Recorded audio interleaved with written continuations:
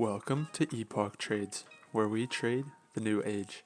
Today we're going to be covering key levels on the monthly and weekly time frame for APE.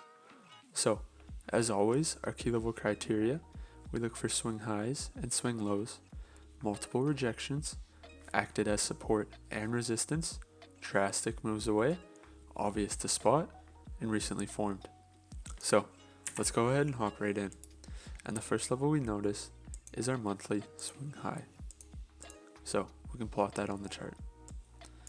Now, we also notice a support level here, where we have multiple reactions holding above this key level before price broke through. Now, here on the weekly chart, what do we notice? Well, we see two key levels here. Price broke through, came down, and acted as support before reversing drastically. Now we can also plot in this monthly swing high here and this swing high here. So, looking at the chart, we notice a swing high here and we notice a swing low right here. We also notice a level here with multiple reactions, also acting as support over here. So,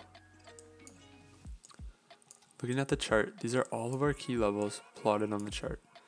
If price reverses from this level and starts coming back up, we'll expect to see reactions from these key levels. Now, if you enjoyed the video, go ahead and hit that like button and subscribe for more videos like this.